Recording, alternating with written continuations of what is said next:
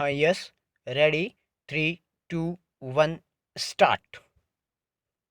2012 में रोहिंग्या तथा बौद्धों के बीच म्यांमार के रखाइन क्षेत्र में हिंसक सांप्रदायिक दंगे हुए, जिसमें 200 रोहिंग्या मारे गए तथा हजारों लोगों को घर छोड़ना पड़ा। विराम।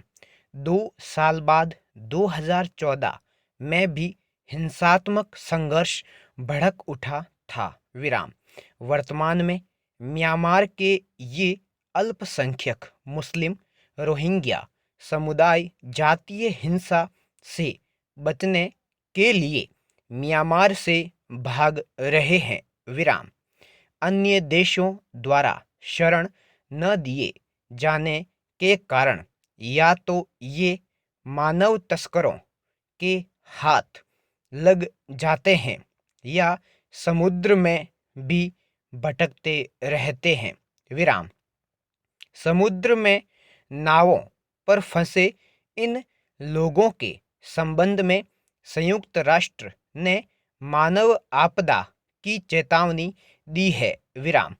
हाल ही में इस समुदाय के लोगों के खिलाफ हुई हिंसा पर संयुक्त राष्ट्र ने चिंता जताते हुए कहा कि ये दुनिया के सबसे प्रताड़ित लोगों में से हैं। विराम। पैरा। रोहिंग्या म्यांमार के रखाइन क्षेत्र के निवासी हैं तथा ये 7वीं शताब्दी में अराकान क्षेत्र में रहने वाले अरब, मुगल तथा बंगाली व्यापारियों के वंशज हैं। विराम। द्वितीय विश्व युद्ध में म्यांमार पर ब्रिटिश नियंत्रण के बाद रोहिंग्याओं की वफादारी अंग्रेजों के प्रति थी तथा 1947 में इन्होंने एक सेना का गठन कर जिन्ना से उत्तरी अराकान क्षेत्र का पूर्वी पाकिस्तान में विलय करने को कहा। विराम। माना जाता है कि इनके इसी कार्य ने इनके एवं म्यांमार सरकार के बीच बीज बो दिए। विराम।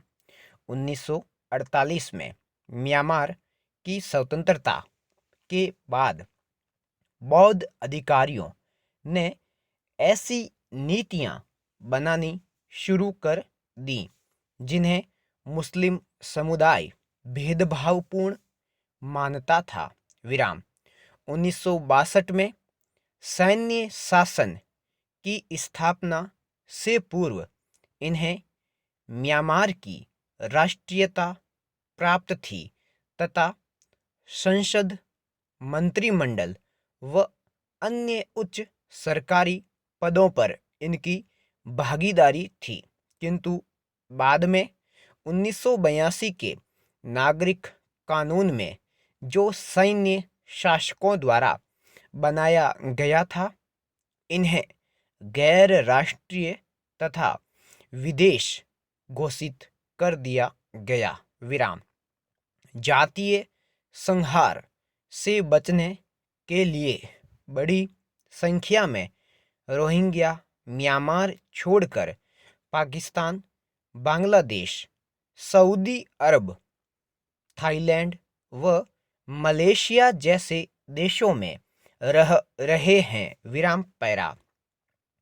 रोहिंग्या समस्या के प्रमुख कारण धार्मिक संघर्ष, धार्मिक एवं जातीय भिन्नताएं, रखाइन राज्य का इतिहास, आर्थिक स्थिति, 1982 का नागरिकता कानून, बढ़ता अविश्वास, अवसरों में असमानता इत्यादि माने जाते हैं। विराम।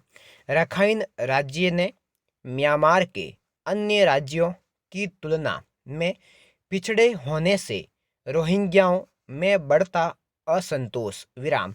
इस समस्या के समाधान के लिए प्रभावित देशों तथा अंतर्राष्ट्रीय समुदाय को मिलाकर कार्य करना चाहिए, जिससे मानवीय गरिमा, मानवाधिकार तथा अंतर्राष्ट्रीय सहयोग के अनुरूप नीति का विकास कर लोगों की मदद की जा सके। विराम। संयुक्त राष्ट्र शरणार्थी एजेंसी के अनुसार दिल्ली में लगभग 9,000 रोहिंग्या रह रहे हैं, किंतु भारत म्यांमार पर अनावश्यक दबाव बनाकर बनते रिश्तों को प्रभावित नहीं करना चाहता। विराम। अंतर्राष्ट्रीय समुदाय रक्षा की जिम्मेदारी के सिद्धांत के तहत म्यांमार सरकार पर अपने लोगों की रक्षा के लिए दबाव डाल सकता है। संपूर्ण विराम।